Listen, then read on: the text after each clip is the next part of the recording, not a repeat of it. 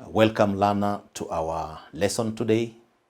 We are looking at the human resource management subject, and this is under the manifested publishers learning platform. And in today's lesson, we are looking at reward management, and under this we are looking at two areas, pay structures and wage systems. We are going to start with pay structures, then we proceed to pay structures, then we proceed to wage systems. So dear learner, pay structures in reward management do several things. So one, they provide a framework for managing pay. Pay structures will provide a framework in terms of entry point, progression in relation to the workers. Then number two, pay structures contain the organizations, the pay ranges or scales for jobs grouped into grades, maybe grouped into grades, into bands, or job family level. So it depends on which one an organization has selected. Then three, pay structures define the different levels of pay for job groups or groups of jobs by reference to their relative internal value. So this relative internal value is usually defined by the process of job evaluation. And this is done in consideration of the external relativities of this particular job, so that the value of that job is determined and the worth is determined within the job hierarchy within that particular organization. And then pay structures also provide the scope for pay progression in accordance with the performance, competence, contribution, or service. And what this fourth point here helps an organization to do, you may have two different employees. And these two different employees, though they may have been employed at the same time and they're in the same grade, but their progression now will depend on the performance these particular employees have given to the organization, their competence. One of the employees might, for example, have gone through training, has gotten on-the-job experience, and that particular employee is contributing more, and that employee has made, for example, 5 years or 6 years of service to that particular organization. So when you take into consideration performance, competence, contribution, or the length of service, then that one can help an organization to determine what would be the progression level of a given employee or a set of employees in a given organization. So that is as far as the pay structures are concerned in terms of what they provide in relation to human resource management. So what are some of the guiding principles for pay structures when an organization is providing a pay structure? So what are some of the things that they should look at? So pay structures, dear learner, pay structures,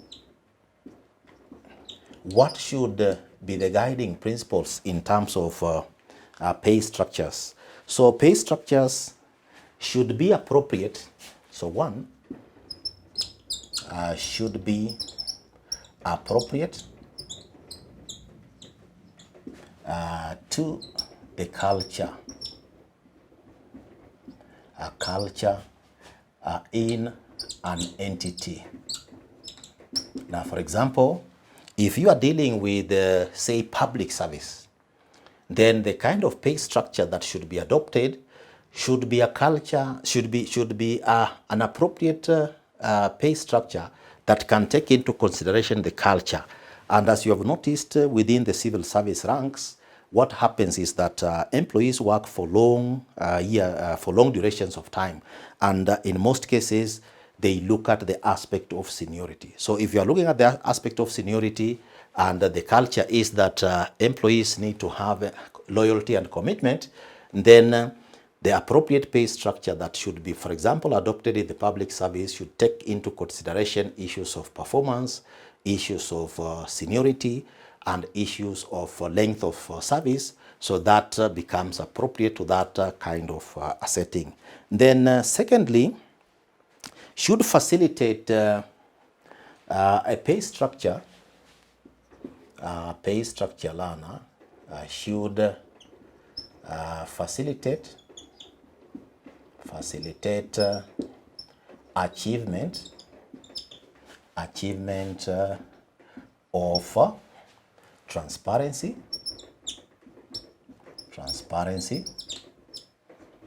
should also facilitate the achievement of equity,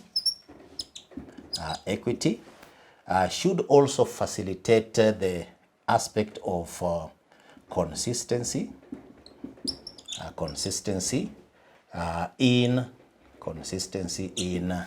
salary administration.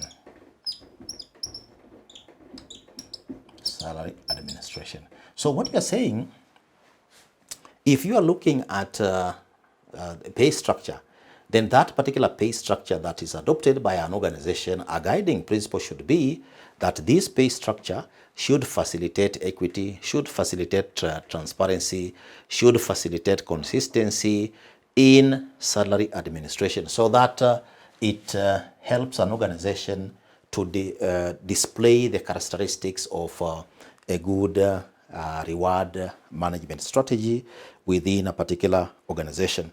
Then next, a pay structure should be flexible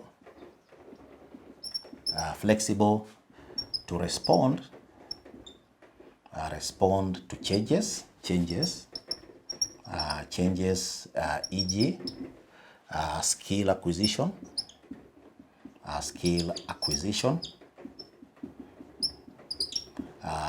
seniority. So basically you are saying you have a pay structure, and if employees, for example, acquire some skill, if employees, for example, attain a level of security, let's say, for example, 12 years of experience, for example. So if you have 3 workers, then this particular structure should provide that this employee who has been in an organization for 12 years could be moving maybe on an annual progression in terms of, say, 3 years, or maybe annual increments and so on. So that becomes a very useful principle in relation to designing pay structures within a given organization. Then it should also facilitate another guiding principle. A pay structure should facilitate ease of administration. Take, for example, learner, if an employee has been in one lower, for example, grade and is moving to another grade, so the pay structure should be made in such a way that they could be overlapping, so that that transition becomes smooth and an employee is able to be adjusted in terms of that particular next grade. Then should also facilitate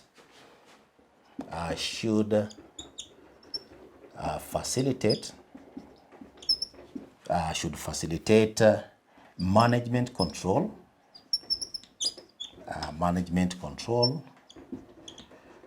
of pay. So the system should be good enough so that an organization should facilitate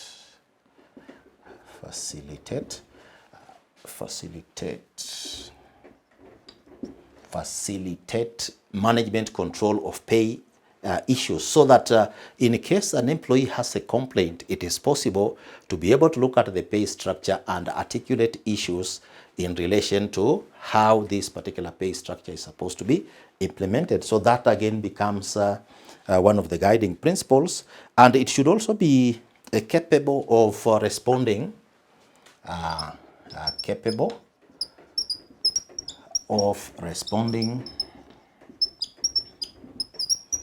to market pressure. Now, what this means is that An organization does its pay structures in the context of, say, a labor market. So in this labor market, there could also be, for example, changes.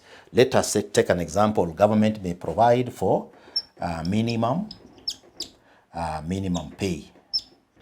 So if the government is providing for minimum pay, the pay scales that are being provided, or maybe the pay structures that are being provided, should be able to accommodate the labor market changes, like the minimum pay that are mandatory, so that it pays above that minimum pay, to avoid challenges that could come from the legal perspective, where organizations are not able to explain. Then should also encourage career growth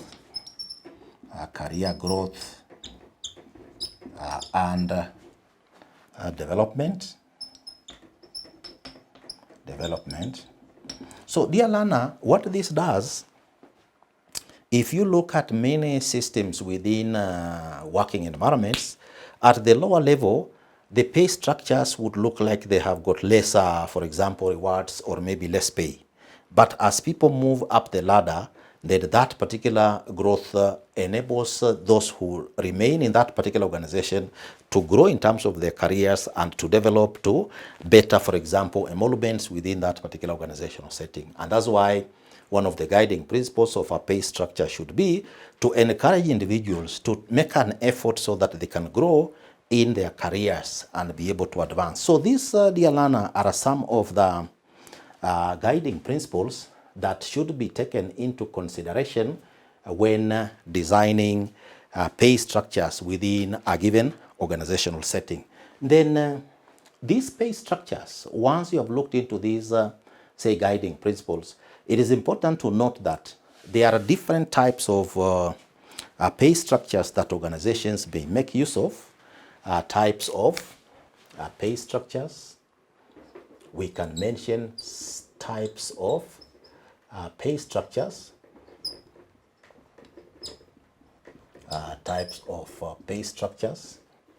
Now, the types of pay structures may vary, and an organization may use specific ones or maybe a combination.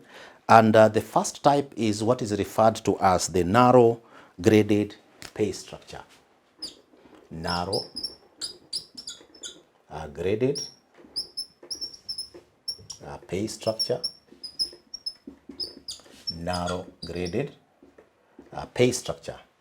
Narrow graded pay structure. So the narrow graded pay structure is a type of pay structure. And then you have the broad graded pay structure. Broad graded pay structure. Broad graded pay structure. So that is also a different type of pay structure that an organization can make use of. And then you have broad banded pay structure. Broad banded pay structure. Broad banded pay structure. So that is number 3. And then number 4, apart from those 3 structures, you have a career family pay structure. Career family pay structure. Career family pay structure. So you have a career family pay structure, and from that another organization can maybe be able to use that. Then you have a job family. Job family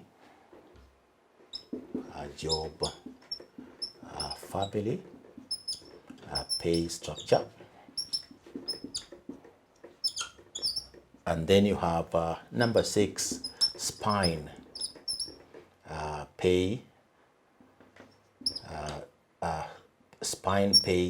structure.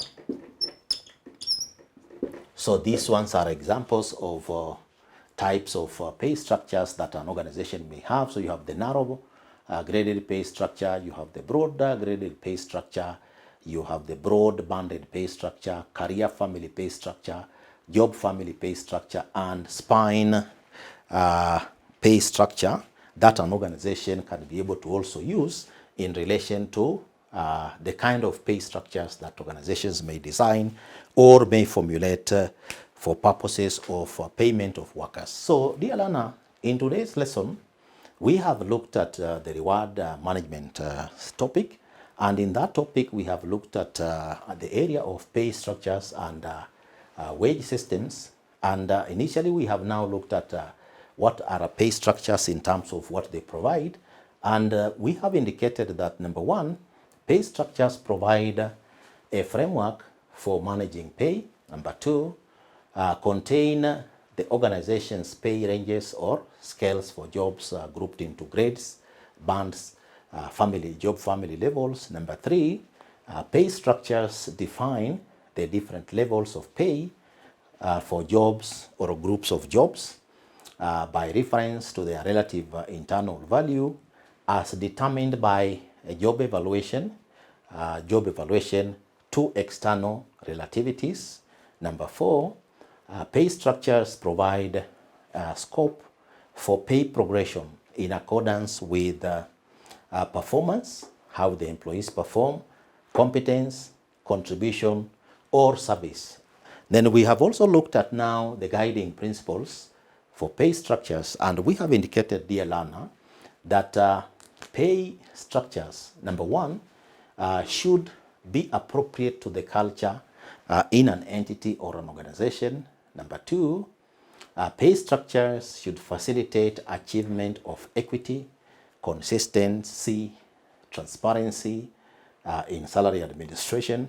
Then number three, pay structures should be flexible to respond to changes, for example, in skill acquisition, seniority, for example. Number four, pay structures should facilitate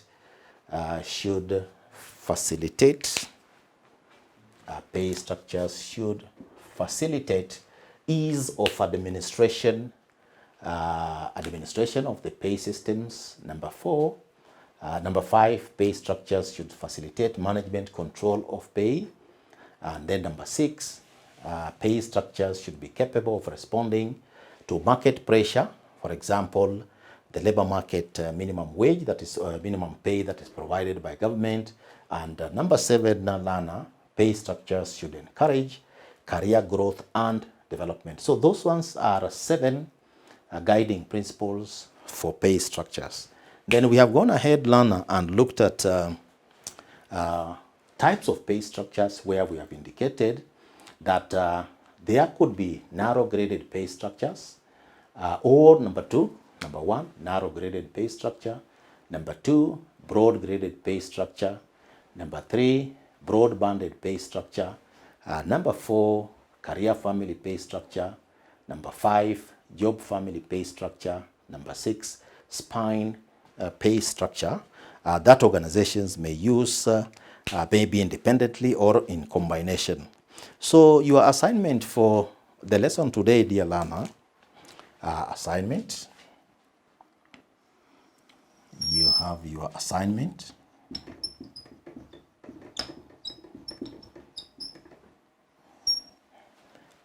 Describe your assignment. Describe the guiding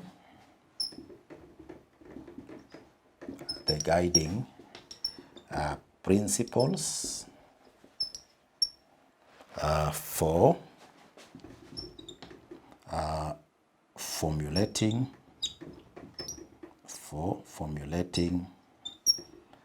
pay structures. So the assignment, dear learner, your assignment for today's lesson, which was pay structures and wage systems, describe the guiding principles for formulating pay structures. So that is your assignment, dear learner, and thank you for being attentive and participating in our lesson today.